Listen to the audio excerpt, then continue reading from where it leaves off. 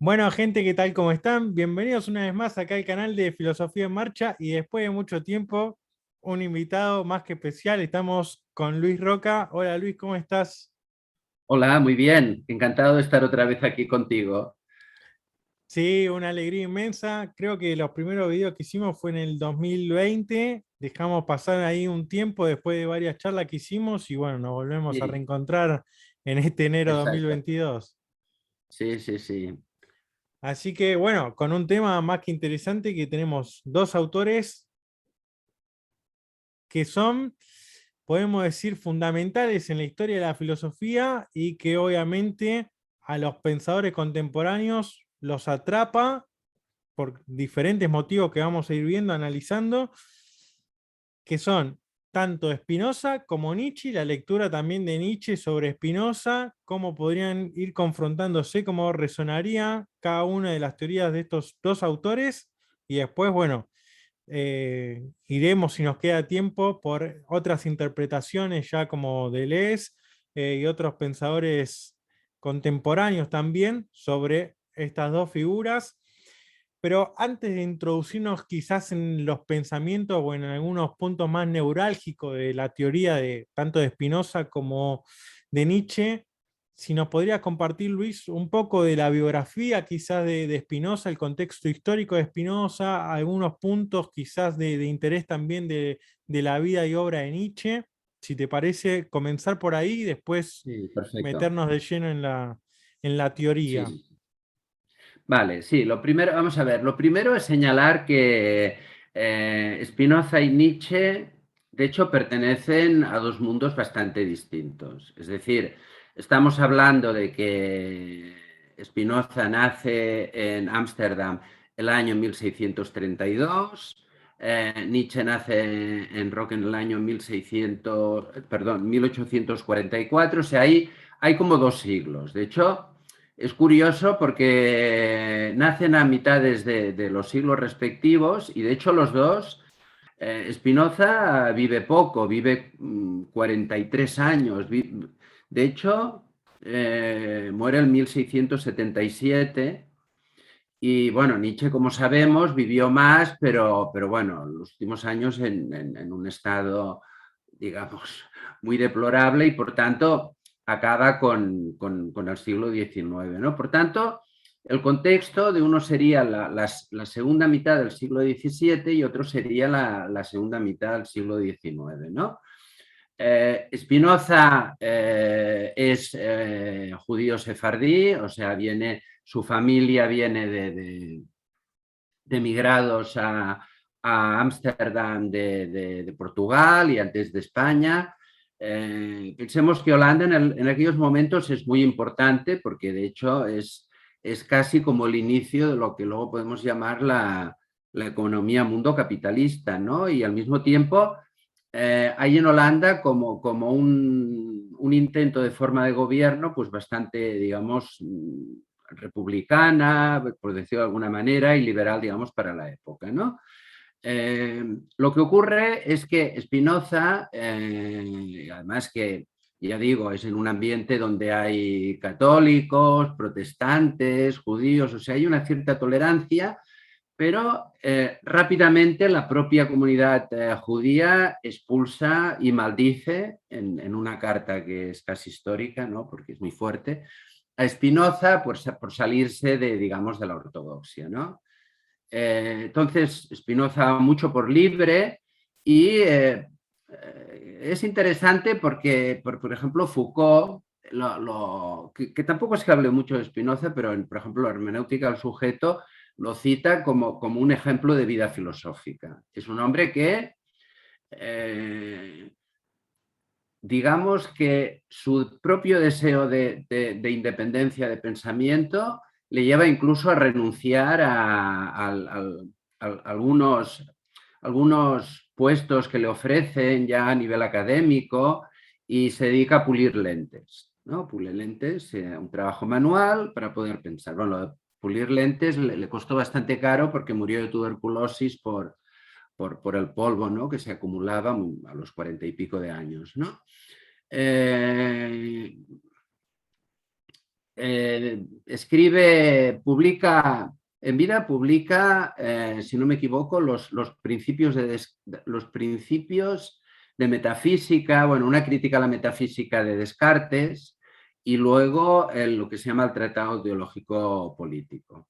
Luego, póstumamente, se publicará su obra importante que será la ética y un tratado político también es interesante, pero que no acabó porque murió antes de acabarlo, ¿no?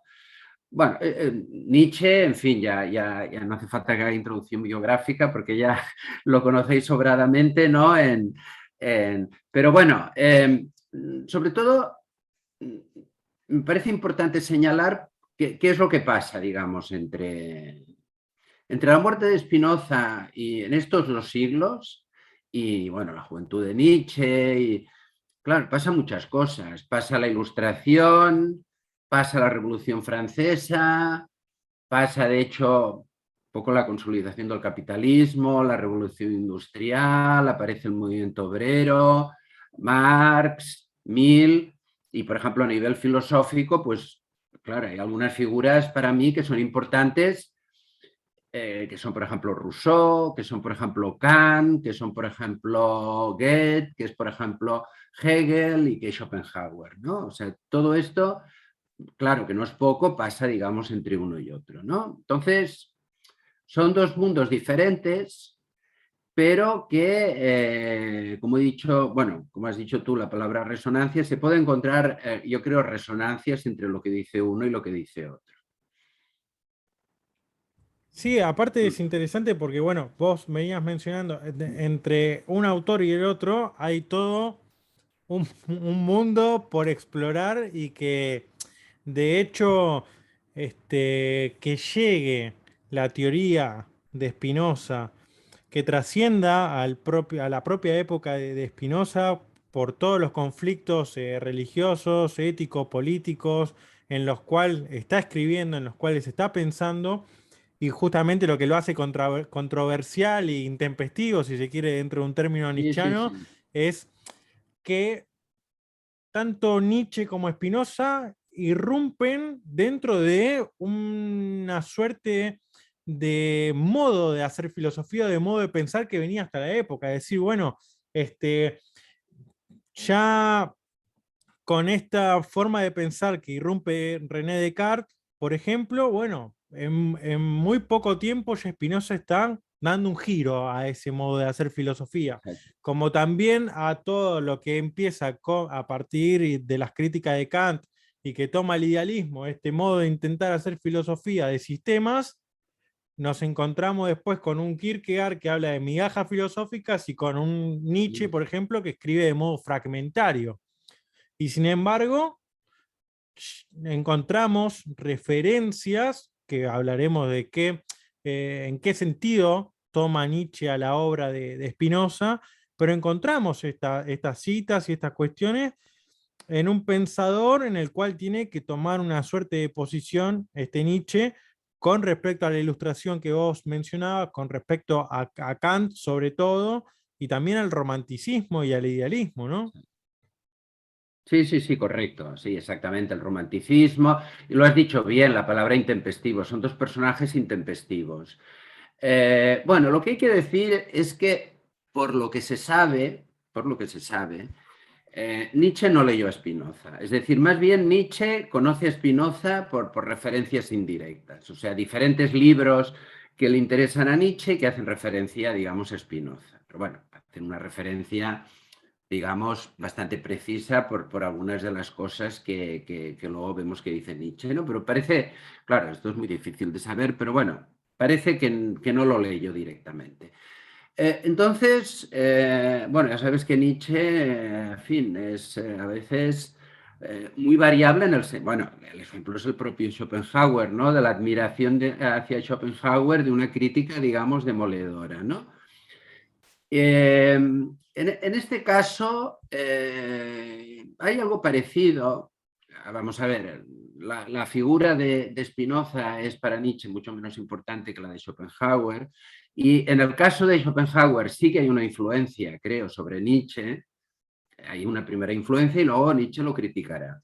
En el caso de Spinoza no hay influencia. Es decir, Nietzsche no está influido por Spinoza, pero en el año 1881 Nietzsche escribe una carta a su amigo Overbeck, parece que se me pronunció mal, en el cual le dice que está entusiasmado porque se ha dado cuenta, ha encontrado un predecesor. Por esto digo, no influye, no en el sentido que le influye, sino que cuando Nietzsche ya está elaborando, tiene referencias de Spinoza y dice, ustedes, 2 siglos antes, Spinoza ya decía cosas similares a las que digo yo, ¿no? Entonces, ¿a qué se refiere Nietzsche? 1. La crítica del libre albedrío. 2. La crítica de que existe un orden moral en el mundo. Y 3. La crítica, digamos, de las causas finales, ¿no? Es decir, no hay un sentido en el mundo ni trascendente ni inmanente, si entendemos por sentido una finalidad, tanto Nietzsche como Spinoza en este sentido serán muy claros. Luego criticarán la teoría de la libertad entendida como libre albedrío. Luego, en todo caso, ya podemos hablar de que la idea de libertad que tienen Spinoza y Nietzsche, aunque parezca diferente, yo creo que también se pueden encontrar puntos comunes, ¿no? Y finalmente que no existe un orden moral en el mundo, que no existe ni el bien ni el mal. En todo caso, existen valoraciones que hacemos los humanos. Esto es básicamente los puntos, digamos, de contacto que, bueno, o la admiración esta que Nietzsche, que muy digamos, emocionalmente transmite, digamos, a su amigo por carta. De hecho, en este periodo, estamos hablando de 1881, en 1879 que publica Humano, demasiado humano, y en el 81 que publica Aurora, hay también 2 pequeñas referencias a Spinoza, positivas, en el sentido que... Y curiosamente, las 2 referencias que hace lo vincula con Goethe.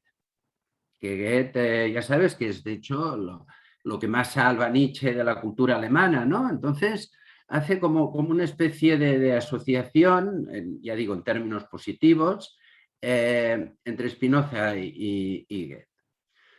Luego, a partir del año 86, digamos que entre el 81 y el 86 no vuelve a referirse a Spinoza, ¿no? Ya digo, las referencias escritas son pocas, pero sobre todo es muy interesante lo de esta carta, ¿no? Pero entonces, en el año 86 ya cambia radicalmente de planteamiento. Y entre el 86 y el 88, en El crepúsculo de los ídolos, si no me equivoco, La genealogía de la moral y El anticristo, hace algunas referencias a Spinoza muy negativas, incluso con este estilo a veces tan agresivo de Nietzsche, ¿no? Que dice el físico Spinoza, o sea, entonces plantea Spinoza, la crítica que le plantea Spinoza, aparte del concepto este de amor a Dios, que bueno, es un concepto que tiene Spinoza y que bueno, que se puede entender de varias maneras, pero claro, aquí digamos Nietzsche lo entiende bastante literalmente y por aquí lo critica, pero sobre todo le critica también porque considera que en su ética hace como una especie de disección de las emociones, ¿no? O sea, es una especie de análisis frío, ¿no? De las emociones que prácticamente pues, convierten al ser humano como en algo puramente racional, que ya, como sabes, esto Nietzsche no lo soporta, ¿no? Y al mismo tiempo, incluso le llamará en El anticristo una araña metafísica, ¿no? Que la metáfora de la araña, pues, hace referencia, pues, no sé, a una cosa muy, como un veneno de resentidos y todo esto, ¿no? Entonces, bueno, vamos a ver, esto es lo que dice Nietzsche, digamos, de Spinoza. Que, Entonces, que en algún punto también hay que tomarlo con pinzas todo, porque, claro, digo, mencionabas esto, ¿no? Ya a partir de Humano demasiado humano hay una suerte de quiebre y toda aquella idealización de Nietzsche con respecto a la filosofía de Schopenhauer y de Wagner, hay un distanciamiento. Claro, El 81, con la publicación de Aurora, ya se está encaminando Nietzsche a otra perspectiva, a otro modo de hacer filosofía que después, bueno, va a desencadenar en Zaratustra, ¿no? Viene la ciencia exacto. jovial, Zaratustra, pero al mismo tiempo, en esto que vos mencionabas, lo menciona en el 81, vuelve a referirse en el 86, pensemos, y para compartirle también a la gente, es un año en el que Nietzsche toma todos sus textos anteriores y vuelve a reescribirlo o a escribirle prólogos. Entonces ahí también genera una suerte de Sí, confusión, si se quiere, donde, bueno, añade un capítulo más a la ciencia jovial, por ejemplo, o vuelve a escribir los prólogos a sus obras. Entonces, aquellas referencias en las que podía hablar bien o adular a determinado personaje, puede aparecer después una contraposición, una contradicción, sí, sí. ¿no? Y después mencionaste 1888 en adelante, con el crepúsculo de los ídolos, el anticristo y todo, bueno, ahí es un Nietzsche que no perdona prácticamente ni a Kant, Claro. ni a los idealistas, ni a Spinoza, ni no se salva a nadie en esos años. Sí, sí, exactamente. Lo has planteado muy bien. Yo, si cogemos un poco una temporalidad que me gusta mucho, que es de Lacan, que es el instante de ver, el tiempo para comprender y el momento de concluir, bueno, parece como que en estos primeros años, el 81 es un poco la época de Nietzsche, un poco el instante de ver, ¿no? Que está, bueno, está de alguna manera, ya está elaborando, pero bueno se está un poco, digamos, situando. Luego, igual viene todo este tiempo para comprender que Nietzsche ya está planteando su proyecto Transvaloración y luego ya, como tú has dicho, es el momento de concluir. Y el momento de concluir es su crítica radical a todo lo que representa Europa, el nihilismo, bueno, lo que sería el nihilismo pasivo, el cristianismo y su propuesta, digamos, de transvaloración, ¿no? Y en esta propuesta de transvaloración ciertamente no perdona a nadie, ¿no? Por lo tanto, aquí cogerá a Spinoza como uno de todos los que tiene que atacar y que tiene en vistas, digamos, este proyecto. Y por esto digo que yo estoy de acuerdo también con lo que dices, de cogerlo con pinzas, en el sentido que me parece más interesante hacer como una lectura de Spinoza y una lectura de Nietzsche, no para compararlos, porque comparar dos autores de épocas tan diferentes y incluso de filosofías tan diferentes, tampoco no veo que lleve, digamos, igual a nada, ¿no? Pero sí lo de resonancia en el sentido de decir, bueno, que hay una serie de cosas interesantes en ambos y que están en ambos, de hecho, y que uno pueda recoger las críticas de ambos de cara, digamos, a esta crítica, ¿no? Que es un poco lo que sí, sin plantearlo, por ejemplo, lo que decías, claro, en el caso de Deleuze, claro, Deleuze hace como una línea de continuidad y a veces se dice, bueno, Deleuze hace como una lectura nietzscheana de Spinoza y una lectura spinocista de Nietzsche.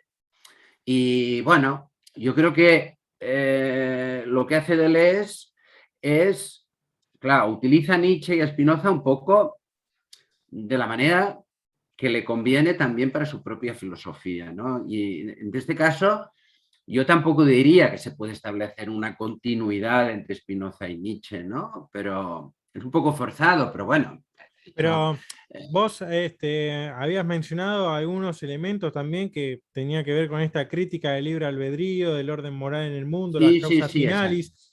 Y esta crítica del libre albedrío también en algún punto, si pensamos en las tres transformaciones, en la figura del león como una libertad en la cual es desenfrenada y no sabe autoimponerse límites, no es una aquel que vea en la figura del león algo positivo, meramente positivo en Nietzsche, como que es yo lo vería como una mala interpretación porque incluso decir, bueno, hay que superar esa etapa, ¿no? Sí, sí, sí. Eh, Después también lo del orden moral en el mundo, algo que habría que ver ahí cuál es la influencia de Spinoza en Nietzsche, en esto de ni bien ni mal, y postularse quizás un paso antes o por encima de esa valoración, pero al mismo tiempo esa valoración estaría implicando un interés porque recuerdo, creo que en el Anticristo, o algo que le critica muy fuerte a Kant, es el hecho de decir, no puede haber,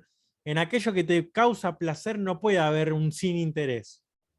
O sea, justamente vos estás poniendo el cuerpo ahí, tiene que haber un interés por eso y hay que encontrarle aquello que vos valorás como bello, tiene también una hilación con lo bueno, con el bien, con la verdad. Entonces, hay una inclinación, hay un interés, aunque sea inconsciente, si se quiere. Y después el tema de la causa final es en relación con un amor fati, también un amor al destino, un saber relacionarse con aquello que aflorece, que se va imponiendo, con el devenir, ¿no? Con el tiempo. Sí, sí, sí, o sea, vamos a ver, o sea, yo creo que para encontrar las resonancias también hay que prescindir un poco digamos, de la forma, o sea, porque, vamos a ver, el estilo, digamos, de Spinoza y el estilo de Nietzsche son totalmente contrapuestos. Tú mismo lo has dicho, la manera que escribe Nietzsche es de una manera fragmentaria, utiliza muchos recursos literarios, es decir, en cambio, claro, la ética de Spinoza es a modo geométrico, ¿no? O sea, y además totalmente sistemática, con axiomas, definiciones, es decir, por esto me llama la atención cómo, vamos a ver, dos textos, incluso, vamos a ver, si lo planteamos en términos de manual, que evidentemente no hay que plantearlo en estos términos, pero plantearán casi a Spinoza y a Nietzsche como totalmente contrarios. Spinoza racionalista, Nietzsche vitalista. Pero bueno, más allá de esto, yo creo que es interesante ver toda una serie de elementos críticos y elementos críticos que también tienen relación con una cosa que has dicho, que es la cuestión de poner el cuerpo. Y no solo esto, sino también otra cosa que también has dicho, o por lo menos me has sugerido a mí cuando hablabas, que me lo he olvidado antes, que otra de las cosas que reconocía en esta carta Nietzsche con respecto a Spinoza es la crítica al altruismo. O sea, siempre al final, para Nietzsche, siempre hay como esta voluntad propia y lo que sería aparentemente altruismo, pues también sería una manera de intentar imponer, aunque sea por la vía del resentimiento, la voluntad de poder, ¿no? Bueno, referido a la cuestión del cuerpo, esto es interesante porque en esto sí que vale la pena retomar, digamos, lo que dice Deleuze, que Deleuze coge o sea, una frase, digamos, de Spinoza, que es una frase que también ha dado mucho juego, un poco por lo enigmático, que dice, nadie sabe lo que puede un cuerpo, ¿no? Y al decir que nadie sabe lo que puede un cuerpo, también Spinoza está poniendo realmente el cuerpo. Es decir, la filosofía de Spinoza también tiene de aportación que introduce el cuerpo, digamos, en la historia de la filosofía, ¿no? Y esto lo retomará. Y tanto para Spinoza como para Nietzsche, el cuerpo, de alguna manera, es potencia, ¿no? Es voluntad de poder. Lo que pasa es que yo creo que Nietzsche también en algún momento critica, digamos, la idea de conatus de Spinoza, pero claro, Nietzsche no la entiende bien, o sea, no la entiende bien no porque no pueda entenderla Nietzsche, que evidentemente, sino porque, bueno, porque lo que decíamos antes, igual tampoco se ha tomado el tiempo de leer mucho a Spinoza, y entonces se toma, digamos, el conatus como instinto de conservación, mientras que, como sabemos, para Nietzsche la voluntad de poder es creación, es fuerza, ¿no? Pero en realidad, aquí se le podíamos dar la vuelta y podíamos encontrar otra similitud entre Spinoza y Nietzsche. Porque lo que dice Spinoza es que el conatus es no conservar el propio Estado, que esto sería algo conservador que Nietzsche criticaría, sino conservar lo que uno es. Y lo que uno es, claro, se podía relacionar con la frase de Nietzsche, si no me equivoco, que dice que tienes que llegar a ser lo que eres, ¿no? Y un poco la idea de conatus yo creo que hay que entenderla por aquí, o sea, no como una cosa conservadora, es decir, hay que mantenerse en vida, sino que tienes que esforzarte por ser quien realmente eres, ¿no? Y en este punto también podríamos encontrar una cierta similitud.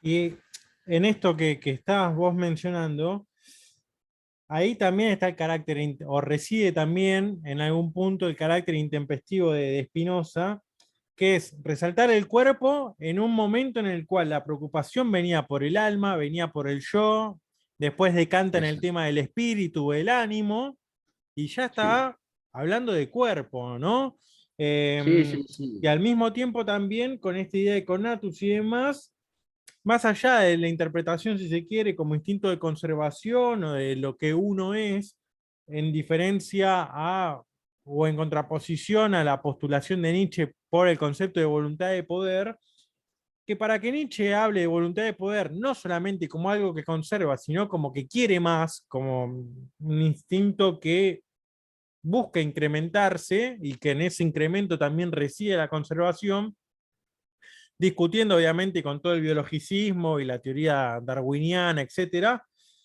se están plantando las bases para que la historia y la filosofía comience a hablar de voluntad, sin ir más lejos. Sí, sí, sí. Sí, sí. Aquí, por ejemplo, está la crítica al libre albedrío es interesante, ¿eh? O sea, como sabes, Nietzsche considera que la idea del libre albedrío es un invento, de hecho, del cristianismo, en el sentido que libre albedrío quiere decir que tú puedes elegir entre actuar bien o actuar mal y, por tanto, tú eres responsable por la eternidad de lo que haces porque, porque siempre podías haber hecho una cosa diferente de lo que es. Esto para Spinoza y para Nietzsche es una ficción.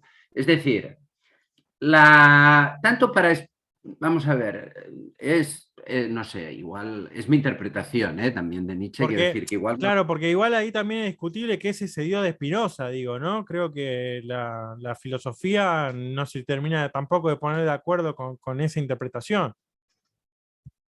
No, aquí, o sea, digamos, lo que para mí es interesante es que yo creo que tanto Spinoza como Nietzsche entienden, digamos, la libertad.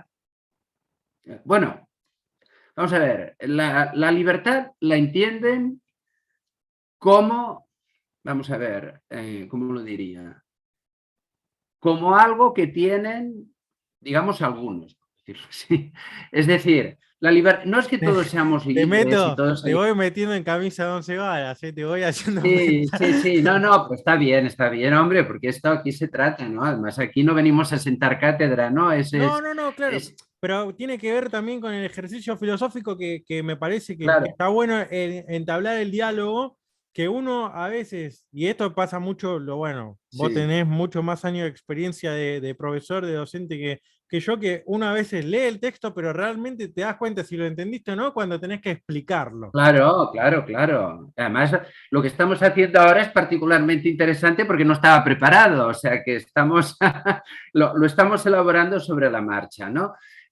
Vamos a ver, yo creo que para Spinoza son libres, y yo creo que para Nietzsche también, vamos a ver si me explico, son libres los que se autodeterminan. Es decir, Spinoza considera que las cosas nos afectan y en la medida, esto sí que será diferente de Nietzsche, ¿eh? Aquí sí que lo que voy a decir ahora hay un punto, pero luego volveremos.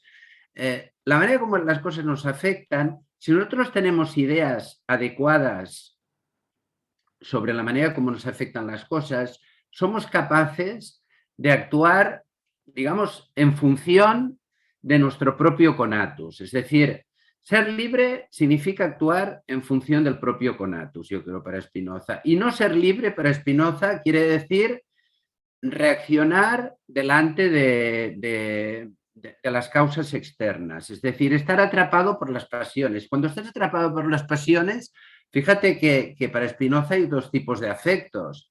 Lo que son las pasiones, que es lo que te atrapan, lo que te encadenan, porque te llevan a hacer cosas, y lo que son los afectos que él llama acciones, que es cuando tú entiendes de qué manera las cosas te afectan y eres capaz de ver lo que tú quieres, digamos, que aquí estaría lo que decías antes de la voluntad. O sea, la voluntad en el sentido de hacer lo que quieres. Y en el caso de Nietzsche, yo creo que él también en algún momento, bueno, no lo creo, lo hace, pero para mí esto es importante, en algún momento diferencia entre actuar y reaccionar. Actuar es cuando te determinas tú, reaccionar es cuando los estímulos externos. Entonces, claro, en el fondo están diciendo lo mismo, o sea, la persona es libre, es la que se autodetermina. Entonces, los otros no son libres porque están encadenados. Spinoza dirá por sus pasiones, pues Nietzsche dirá por su impotencia, pero en el fondo es impotencia. En el fondo, para los dos, libertad es poder. Ahí me parece que Nietzsche, por lo menos en el texto de la genealogía de la moral, está bastante claro en el sentido de decir, bueno, termina siendo una voluntad de poder resentida, ¿no? Que se vuelve en contra de la vida. Claro, Aquello que tienen que generar se vuelve en contra. Y ahí aparece toda esta famosa división entre una aristocracia de espíritu, un espíritu resentido, entre los lobos, los corderos, y esta, justamente, ¿no? Esta autodeterminación yo lo veía muy, muy claro en las lecturas de Nietzsche sobre Dostoyevsky, en esta imagen de Raskolnikov, ¿no? Ese personaje que dice, bueno, a todos nos es permitido ser un Napoleón. Y dice, bueno, si vos te lo estás preguntando, ya no te es permitido. No tenés esa cualidad. Porque aquel que puede irrumpir con los límites y crear algo nuevo no se lo está preguntando si tiene derecho o no tiene derecho a hacerlo. claro. Es quien puede, claro, en realidad es quien puede. Pero para Spinoza también, fíjate que lo de moral resentida también está en Spinoza, porque, vamos a ver, para Spinoza hay tres afectos básicos, ¿no? El deseo, la alegría y la tristeza. Todo lo derivamos de aquí. Entonces, de la tristeza, digamos, sale el odio, o sea, sale el odio del resentido, o sea que, eh, porque justo para Spinoza, vamos a ver, el amor significa que tú consideras que alguien o algo, lo que tú quieres, es causa, digamos, de tu alegría. Y la tristeza, cuando tú consideras que algo o alguien es, perdón, el odio, cuando consideras que alguien es la causa de tu tristeza, ¿no? Entonces, en esta moral del resentimiento que plantea Nietzsche, pues hay como este odio hacia los otros que consideras o hacia ti mismo incluso, ¿no? Como causa de esta tristeza, ¿no? Y en este sentido sí que me gusta un texto de Deleuze hablando de Spinoza, pero que lo relaciona con Nietzsche, en el cual pues habla, y aquí podíamos dar como un paso adelante, es decir, podíamos encontrar un elemento común que resuena en Spinoza y Nietzsche, que no es solo lo que critican, sino lo que afirman. Y entonces aquí Deleuze dice, bueno, es que la moral, y aquí Deleuze, digamos, hace la diferencia entre moral como sistema de obligaciones y la ética como afirmación, digamos, del carácter, como algo que eliges, ¿no? Dice, es que la moral realmente es muy triste, ¿no? Es la que te obliga a hacer, y el sacerdote, el tirano, todos los que te obligan en realidad son en el fondo gente triste, ¿no? Mientras que la ética es como una ética como de alegría, como de afirmación de la vida, ¿no? Yo creo que aquí los dos, tanto Spinoza como Nietzsche, están defendiendo una ética que es una ética de afirmación de la vida, de una ética de la alegría, podríamos decir, ¿no? Y ahí estaba pensando, ¿no? Que en algún punto también cómo se contraponen con el problema de la ilustración y sobre todo de la postura de Kant, ¿no? En este hay un Estado, hay un deber ser, un mandato moral, una ley que hay que obedecer ante todo y después la queja, la contraposición, la reacción frente a eso, si cabe la posibilidad, se lleva a cabo, y si no, bueno, únicamente obedecer, o primeramente obedecer.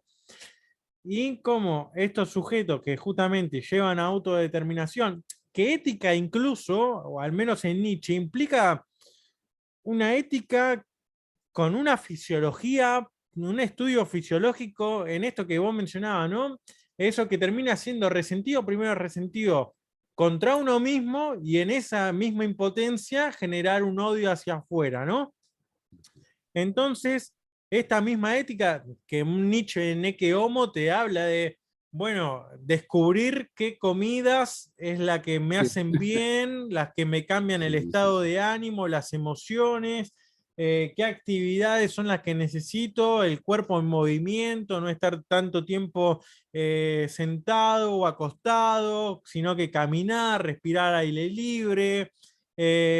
Con quién me relaciono, cómo me relaciono, qué es lo que cuento, qué es lo que comparto, cómo escribo, cuántas horas dedico a cada cosa, sí, toda sí, una, sí, toda una dieta y, sí, y estudiar o prestar atención al tema de la digestión, ¿no? Que habla del tempo, del ritmo, sí, sí, sí. de un montón de cuestiones que digo, todo eso implica una ética, una fisiología en Nietzsche que va llevando a un autoconocimiento y a una autodeterminación que dice, bueno, no necesito, y justo es esa crítica o esa discusión con la ilustración y la idea de la emancipación, no únicamente mediante el uso de la razón, sino también de las emociones, de los sentimientos, de los instintos, en esto de, bueno, yo mismo prestando, y es la idea de educador también, del diálogo del genio con el genio, de dialogar con Schopenhauer, de dialogar con Spinoza, de dialogar con Wagner, etcétera, y con otros referentes, en la idea de decir, bueno, si yo aprendo a escucharme, a escuchar, a mirarme y a tener una visión más amplia y distintas perspectivas sobre las cosas, puedo lograr esa emancipación y esa autoeducación y esa autodeterminación y no necesito que venga un padre, un tutor, un Estado que me lo imponga y que me dictamine, porque justamente lo que termina representando eso es la impersonalidad, lo uno que después hablará Heidegger, ¿no? Entonces, sí, bueno, se dice, se habla, se escucha, se comenta, se opina, pero en un modo indeterminado, en lo cual es una impropiedad, una inautenticidad en la cual uno no cabe identificarse. Y aparecen estos dos autores que vos mencionaste, Foucault y Deleuze, es decir, bueno, finalmente, si no me sé autodeterminar, si no sé escucharme, si no sé fisiológicamente qué es lo que necesito, hacia dónde puedo inclinarme, entran en juego esas relaciones de poder que me terminan afectando constantemente, ¿no? La manipulación, la Sí, técnica, sí. etcétera. Sí, sí, no, y vamos a ver, aquí ha citado tres cosas que un poco va la cosa, la cuestión de la razón, la cuestión del afecto, la cuestión del cuerpo, ¿no? Spinoza, todo esto que explicabas de Nietzsche, de alguna manera también lo tiene en cuenta con respecto, digamos, al cuerpo, ¿no? Quizás tampoco, no tiene como Nietzsche un escrito que lo explicita tanto, pero bueno, yo creo que se puede ver a través, digamos, de sus escritos también la importancia que le da a todas estas cuestiones digamos, de la dieta alimenticia, corporal, de ejercicio, y luego la cuestión del afecto. Es decir, vamos a ver, Spinoza, en contra, por ejemplo, de los estoicos, en contra de Descartes y en contra de Kant, no considera que la razón sea contraria, digamos, al afecto. Es decir, desde el punto de vista del estoicismo, también yo creo que Descartes en su moral provisional y claramente también de Kant, una vida racional significa de alguna manera como una negación, digamos, del afecto. Porque, por ejemplo, en el caso de Kant es muy claro, o sea, el imperativo categórico es seguir seguir tu deber, pero en ningún momento ceder delante del impulso, del deseo, del afecto, ¿no? Pero en cambio, la manera como lo plantea Spinoza es en realidad que lo que hay que hacer no es reprimir el afecto, sino que lo que hay que hacer es, vamos a ver, canalizar el afecto, porque el afecto es la vida, digamos, de alguna manera, ¿no? Por esto es la diferencia que hace él entre lo que llama pasiones, que son los afectos que te atrapan, que te dominan, y lo que llama las acciones, los afectos activos, que es cuando eres capaz de utilizar, digamos, estos afectos digamos, en tu provecho, ¿no? En el sentido de vivir como quieres vivir, ¿no? Pero, y bueno, el mismo Spinoza dice que el deseo es la esencia del ser humano, o sea, que esta recuperación también de la corporalidad, del afecto, del deseo, Spinoza lo hace. Lo que pasa es que Spinoza lo hace de una manera un poco extraña, porque lo hace con un lenguaje que es el lenguaje de la ética, ¿no? Un lenguaje matemático que justamente parece por el lenguaje que lleva como a pensar lo contrario, ¿no? Que es una cosa de fría, digamos, racionalidad, pero es aparente, porque en el fondo, y esto Deleuze, de hecho lo entiende, ¿no? O sea, es decir, Spinoza está planteando una serie de cosas que luego recogerá Nietzsche, pero bueno, la historia de la filosofía es así, o sea, a veces se recogen cosas de manera, digamos, inconsciente, o sea, que uno mismo, Nietzsche mismo, a lo mejor no es consciente de toda una, de algo que a lo mejor puede recoger que viene de Spinoza, que de hecho en esta carta, que yo creo que lo más interesante de Nietzsche es la carta esta del año 81, porque es una carta que realmente sí que está planteando muchos puntos de resonancia con Spinoza, ¿no?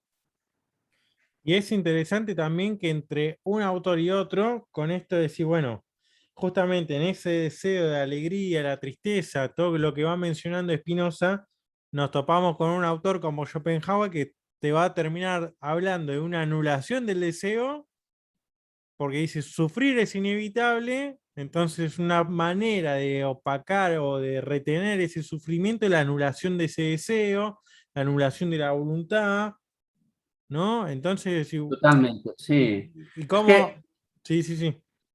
sí, perdona. Es que yo creo que Schopenhauer es o sea, la contraposición de Spinoza. O sea, yo casi...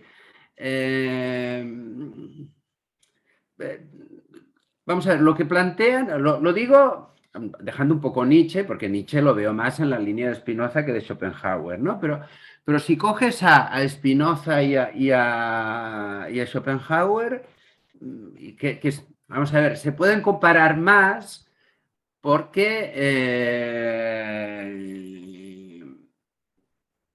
quizás el tipo de filosofía que hacen, o sea, el lenguaje filosófico que utilizan, puede ser más similar, ¿no? Porque Nietzsche ya sabemos que es un tipo, digamos, de escritura filosófica tan fragmentaria que a veces es difícil, ¿no? Pero, por ejemplo, la, la- la- la visión, digamos, del deseo de Spinoza y de Schopenhauer es totalmente contraria. O sea, el deseo, digamos, de Spinoza es la afirmación de la vida, mientras que el deseo en Schopenhauer es el aburrimiento, la insatisfacción, esta falta que tenemos, este sufrimiento, ¿no? Un poco sacado, digamos, del budismo más triste, ¿eh? Digo el budismo más triste porque yo creo que hay algunos tipos de budismo que igual se podían aproximar más igual a Spinoza, ¿no? Pero este, este budismo triste, el originariamente indio, ¿no? de Schopenhauer, lo veo muy contrario. El espíritu lo veo totalmente contrario de Spinoza y de Schopenhauer, ¿no? Y en este sentido, yo creo que Nietzsche, aunque Nietzsche esté influenciado por Schopenhauer y no lo esté por Spinoza, porque Nietzsche hará la lectura de Schopenhauer, es una cuestión biográfica, le influirá, y en cambio Spinoza será como una relación más indirecta, pero bueno, yo tengo muy claro que al margen, digamos, de las apariencias, Nietzsche está mucho más en consonancia con Spinoza que con Schopenhauer. Y ahí me queda también como la pregunta resonando, decir, ¿hasta qué punto no lo leyó Nietzsche a Spinoza o hasta qué punto lo Claro, desconocía, ¿no? Porque, sí, a ver, ya también venimos con todo esto de la apetencia, la receptividad con Leibniz, pasa también Spinoza, tenemos a Schopenhauer, y hay toda una discusión, sin ir más lejos, en el texto de Schelling de las investigaciones sobre la esencia de la libertad humana, donde comienza ese tratado de 1809 con toda una discusión sobre el panteísmo, el no panteísmo, claro, el claro, modo de sí, sí. interpretar o no a Spinoza. Digamos que Claro, claro. todo el idealismo ahí está discutiendo a Spinoza.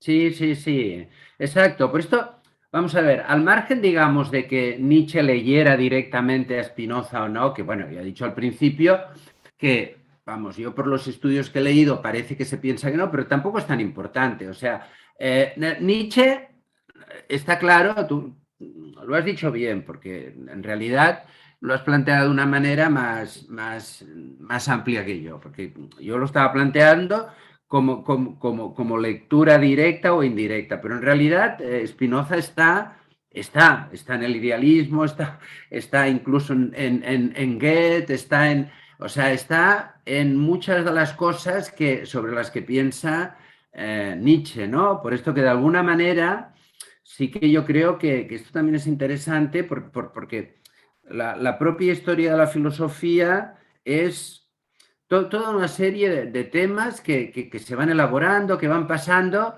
y que no es tanto si un filósofo ha leído a otro anterior o no, sino que de qué manera, digamos, recoge lo que ha surgido de él. Y entonces, en este sentido, te doy la razón.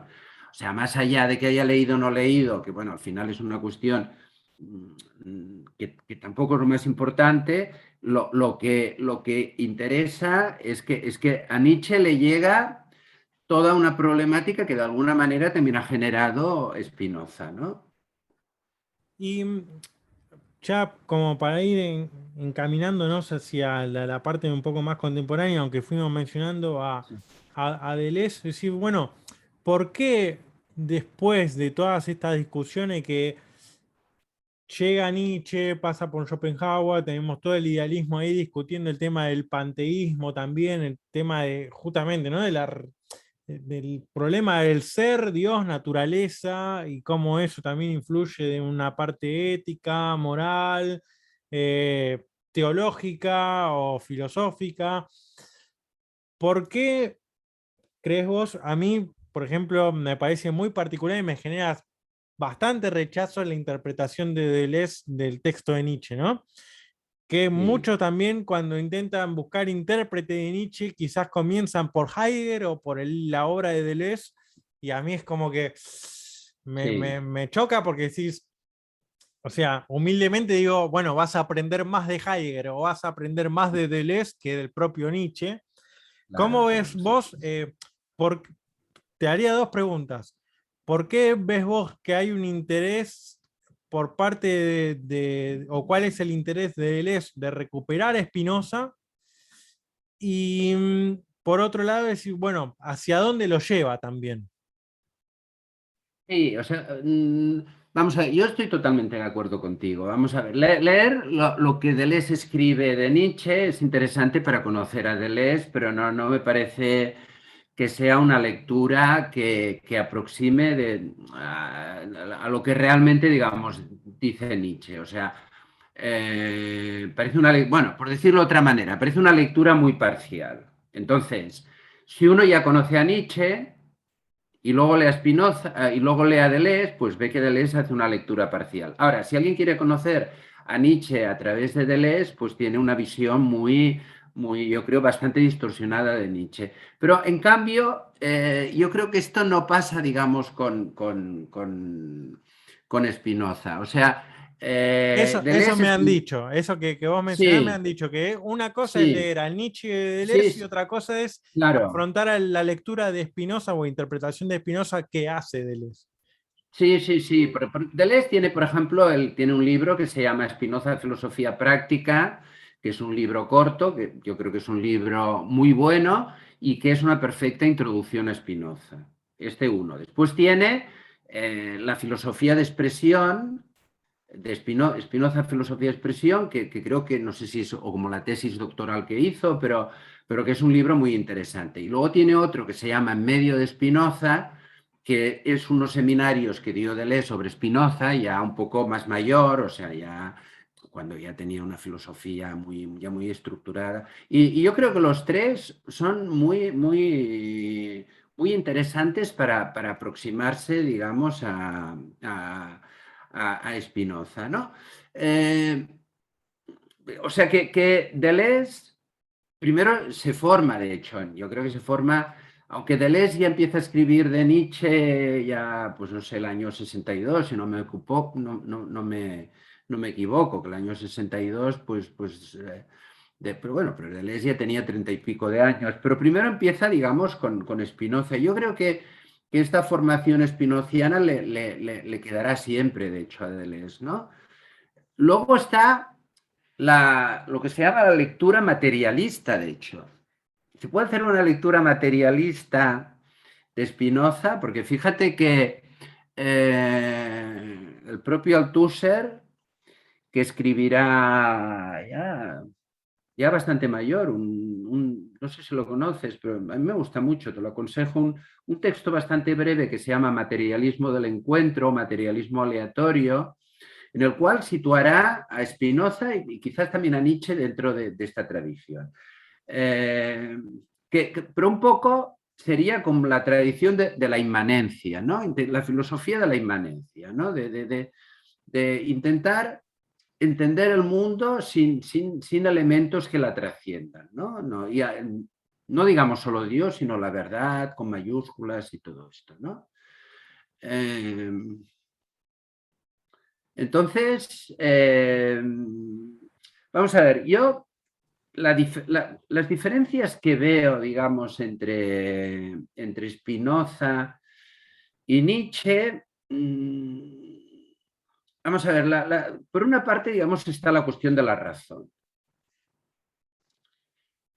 Pero claro, esto también, igual, también tenemos problemas poco terminológicos en el sentido de, ¿es la razón de Spinoza la misma razón que critica Nietzsche? Claro, esto sería la primera pregunta, ¿no?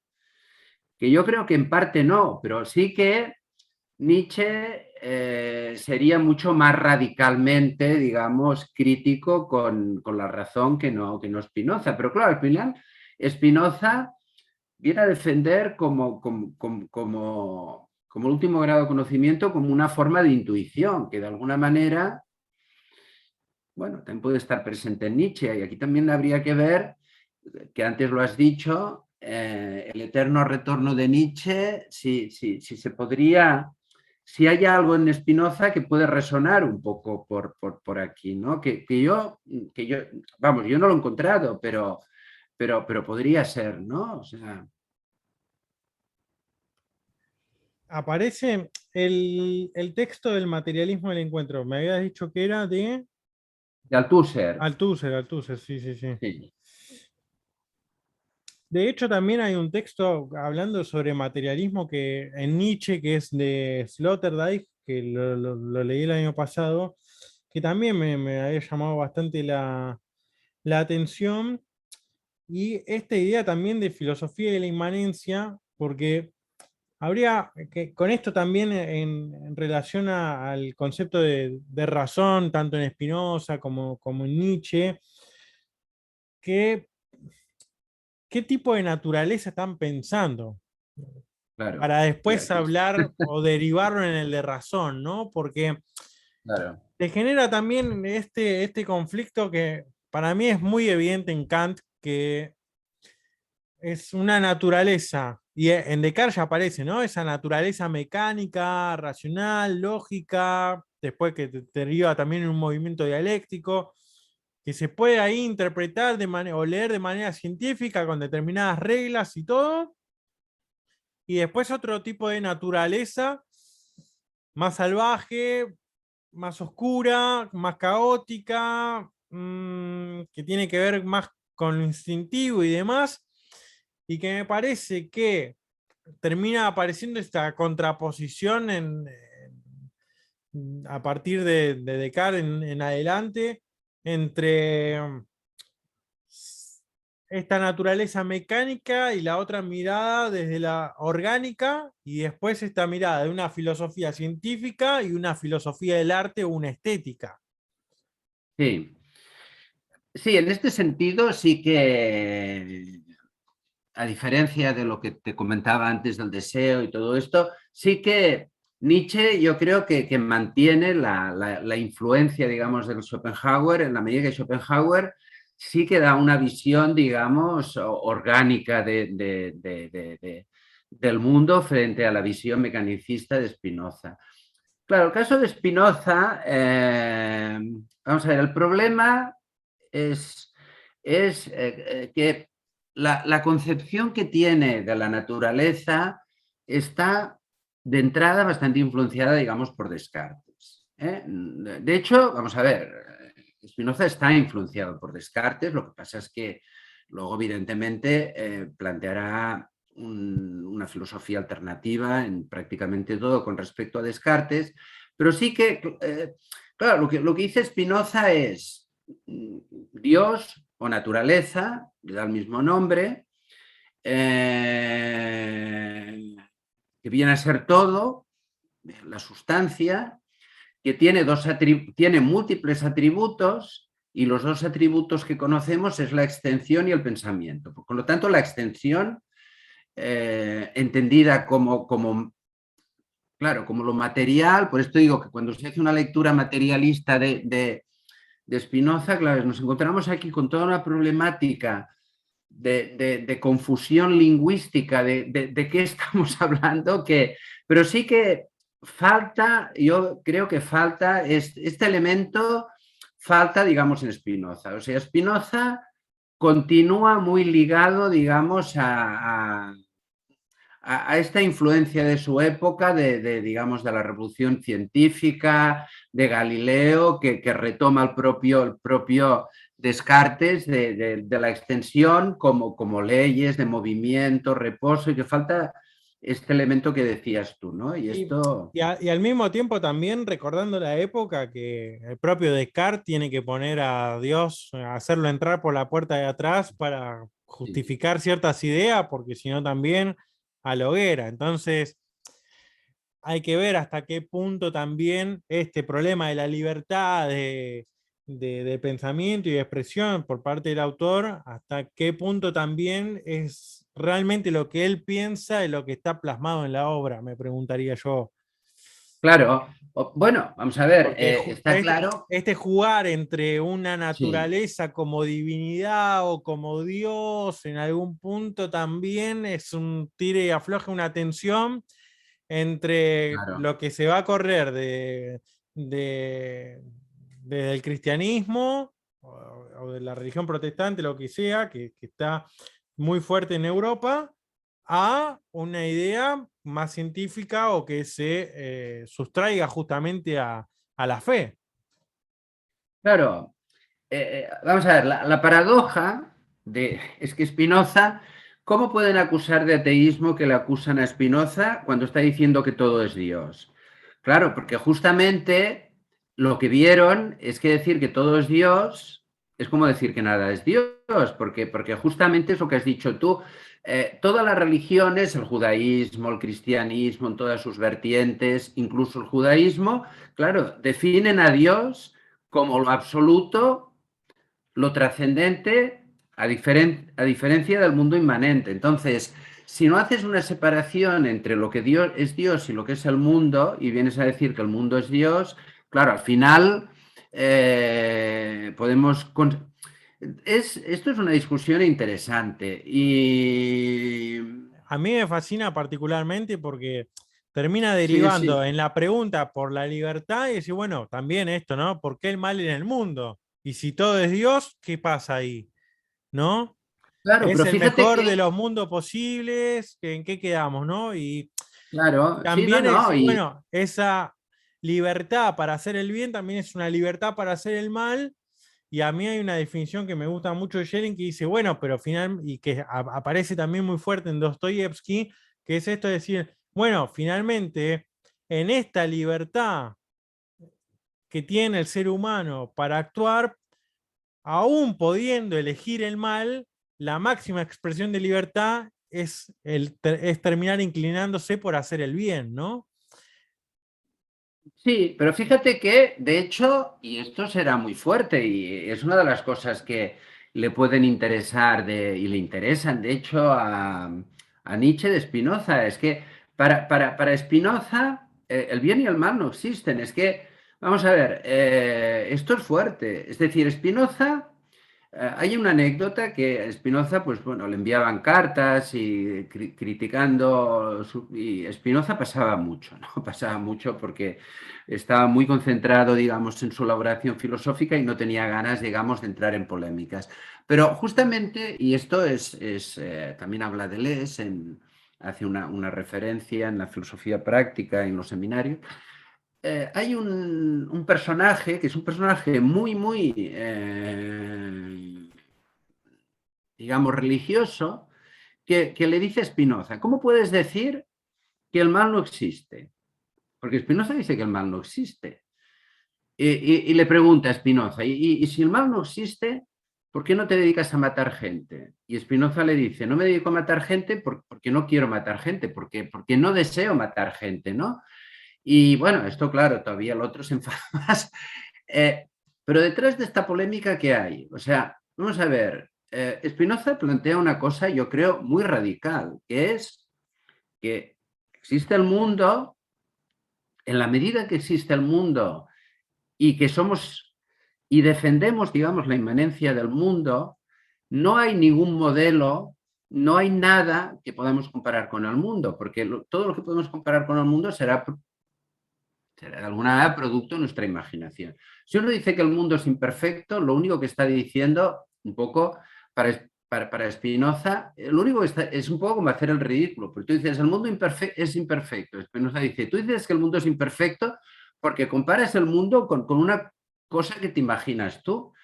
Pero lo que dice Spinoza es que no existen el bien y el mal, pero existen la bondad y la maldad. Y la bondad y la maldad son relativas. ¿Relativas a qué? Pues lo mismo que Nietzsche. O sea, la bondad, aunque Nietzsche no utilizara estas palabras, pero de hecho Spinoza tampoco las utiliza demasiado. Bueno será todo lo que potencie, digamos, mi alegría y malo será lo que potencie, digamos, mi tristeza. Entonces, hay cosas buenas y malas, para mí o para ti o para todos, pero no es el bien y el mal. Y justamente has hablado de Leibniz. Fíjate que Leibniz es contemporáneo de Spinoza y de hecho son un poco figuras contrarias porque así como el Spinoza es discreto, es austero, se dedica a la filosofía, Leibniz es brillante, se dedica también a la filosofía, pero es un hombre de mundo, lo va a visitar. Hay un libro que, bueno, es un poco así especulativo, pero un libro que trata sobre este posible encuentro entre Spinoza y Leibniz, pero claro, Leibniz sí que cree que es justamente el que dice que estamos en el mejor de los mundos posibles, ¿no? Pero la crítica que le hace Spinoza a Leibniz es que esto no tiene sentido. O sea, esta frase de que estamos en el mejor de los mundos posibles para, para, para Spinoza no tiene sentido porque ya entra como la cuestión de la finalidad. Es como decir que estamos en el mejor de los mundos posibles, es como si el mundo tuviera la finalidad de ser lo mejor posible y en cambio el planteamiento de Spinoza es que el mundo simplemente es, y dentro del mundo habrán cosas buenas o malas para algunos, pero siempre en términos relativos, digamos, ¿no?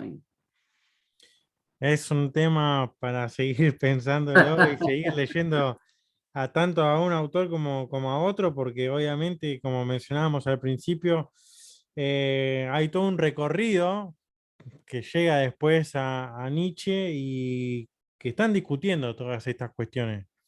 Están Claro, y que es muy discutiendo actual. razón, están discutiendo naturaleza, están discutiendo la idea de Dios, de divinidad, a partir de una ética, de una filosofía, de una metafísica, y no termina, ¿no? Porque continúa después, como mencionábamos, Deleuze, entre otros Claro, sí, no, no, es que que tiene retoman a mucha ambos actualidad. pensadores. Luego está, digamos, el tema, vamos a ver, yo creo que esta resonancia ética entre Spinoza y Nietzsche, luego hay otra pregunta, digamos, que es la política, ¿no? Particularmente, personalmente, soy contrario, digamos, a hacer una lectura política de Nietzsche.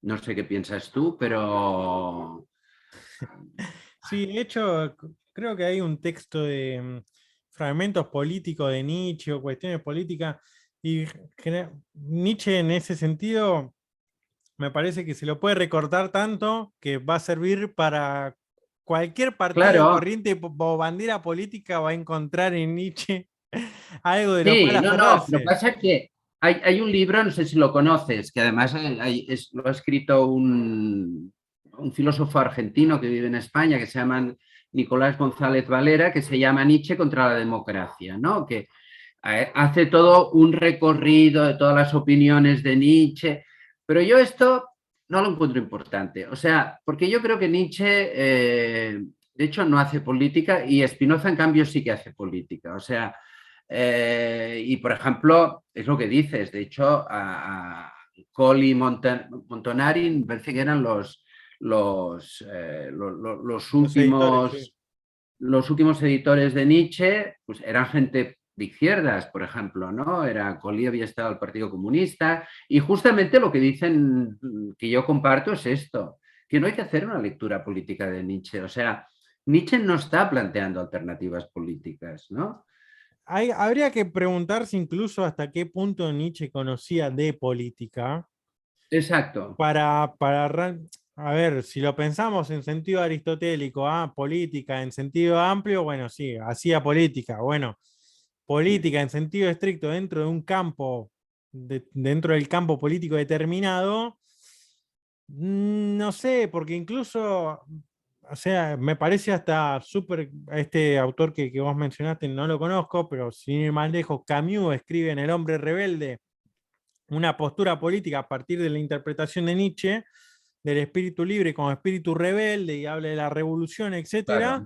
Claro. Y te puedo tomar otra cita de, no sé, Claro, sí, de sí. otro libro y te digo, mira, te está atacando todo lo que tiene que ver con revolución, anarquismo y demás, Sí, sí, sí, y se sí. te cae el libro Bueno, pero es abajo. lo que pasa, Entonces, que también puedes coger, pues ya lo sabemos,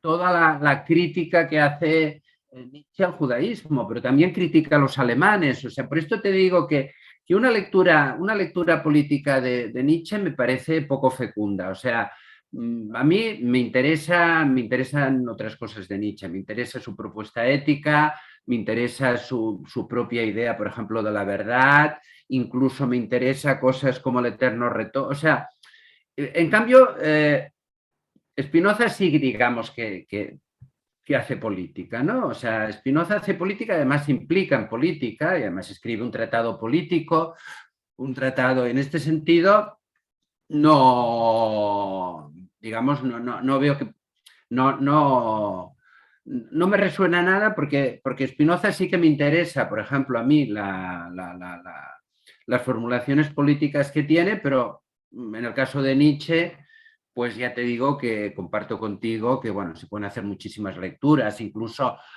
es que este libro es, vamos a ver, es un tipo de libro que a mí no me gusta, ¿no? Que es como lo de Nietzsche, ¿no? Lo de Nietzsche, perdona, lo de Heidegger, ¿no? De ir cogiendo declaraciones para ver si...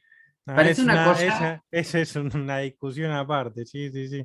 Sí, Pasa, sí, porque bueno, esto es un tipo... también recaen en esto de decir, busco el título morboso Claro, o el punto fácil también de ataque para claro, por no eso, meterme en cuestiones de profundidad que es exactamente. naturaleza, que Entonces, es más fácil hablar de política en Nietzsche que de naturaleza en Spinoza. claro. Entonces, a mí me interesa, bueno, particularmente el aspecto que me interesa más de la filosofía, que es, digamos, la ética, o sea, la filosofía como propuesta, digamos, de vida, ¿no?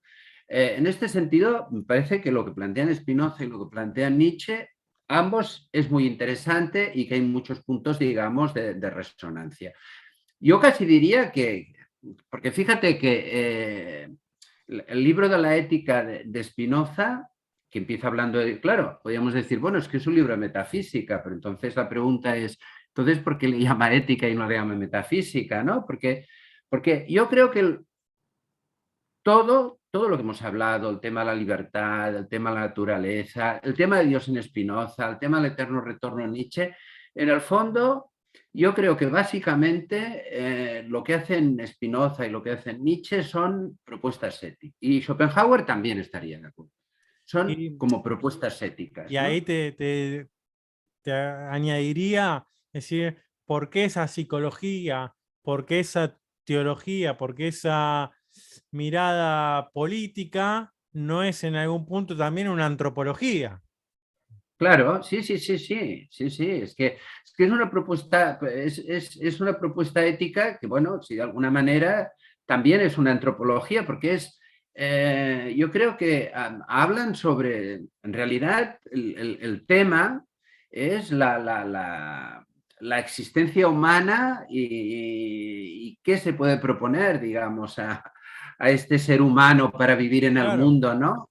tal cual, tal Y cual. esto está bien. Entonces, por esto te digo que hacer una lectura de Spinoza y una lectura de Nietzsche, bueno, que claro, poca cosa, ¿no? Porque ya hacer una lectura un poco en profundidad de Spinoza y hacer una lectura un poco en profundidad de Nietzsche, ya sabes que, bueno, esto es mucho tiempo y muchos años, ¿no? Pero que de alguna manera son dos lecturas que yo creo que hoy aportan mucho, o sea, que son dos filósofos tremendamente actuales, o sea, que yo creo que las interpelan al hombre contemporáneo, ¿no? Y un poco...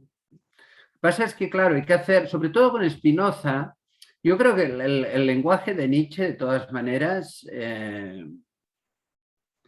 es más próximo, ¿no? O sea, el lenguaje de Spinoza, claro, hay que hacer un poco un esfuerzo de cambio quizás terminológico, ¿no? Porque, claro, Dios, atributos, modos, claro, esto es mucho el vocabulario de la época, ¿no? Y entonces ver cómo lo podemos, recogiendo los conceptos, ¿no? Y yo en este sentido aunque no soy una persona, hemos hablado de Deleuze y yo la verdad es que, vamos a ver, lo que es la obra filosófica de Deleuze no la conozco, o sea que me parece interesante cosas que escribe Deleuze sobre Spinoza, sobre Nietzsche, marcando las diferencias, pero por ejemplo, lo que es la filosofía de Deleuze, me parece interesante lo que marca, digamos, su idea de filosofía como creación de conceptos, ¿no? Y creación de conceptos que hablan como de procesos, ¿no? Como no son, esto me parece interesante, ¿no? Que no son proposiciones que hay que ver si son verdaderas o falsas, ¿no? Sino son conceptualizaciones que de alguna manera te están orientando en una determinada manera de entender lo que decías tú, entender al ser humano y qué es lo que puede hacer, digamos, en el mundo, ¿no? Así es, Luis. Bueno, por lo menos nos queda esta conversación como invitación también para la gente que se atreva a adentrarse en la obra de Sí, sí, sí. Spinoza y que se atrevan también a leer a Nietzsche. Y bueno, y también esta recomendación de los libros de Spinoza o sobre Spinoza de Deleuze, como introducción, como un acercamiento también ahí a la ética, que tiene otro modo de escritura, quizás que cuesta dar un salto para adentrarse, Sí, pero pero sí es como un siempre, buen... es la aventura de Sí, adentrarse sí, sí. directamente en los autores también, ¿no? Exacto, exacto. Bueno, no me queda más que agradecerte, Luis, y espero que pronto también estemos compartiendo otra conversación, quizás sobre estos autores o otro, alguna otra propuesta también que se nos Sí, seguro. ocurra. Ahora que hemos cogido, porque bueno, esto, vamos, a mí me resulta muy, muy interesante estas discusiones contigo, ¿no? Porque es una manera de, como decías antes, de un poco de ir haciendo elaboración filosófica así sobre la marcha, ¿no? O sea, no... Sí, te invita bueno, a seguir pensando desde ya que, bueno, eso es lo más importante y también de algunas ideas y todo, ir ahí lubricando un poco la maquinaria para seguir pensando. Perfecto. Así que muchísimas gracias por todo, Luis. Vale. Gracias a ti por invitarme y por esta conversación y ya nos veremos próximamente. Espero y supongo ya nos saldrá alguna idea interesante, Sí, ¿no? También para... por supuesto. Vale, pues Saludos. perfecto. Vale, muchas gracias.